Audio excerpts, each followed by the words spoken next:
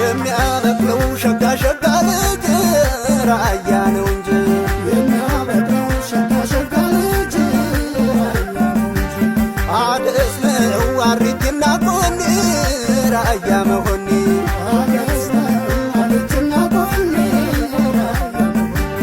የሚያበቅለው ሸጋ ሸጋ ልጅ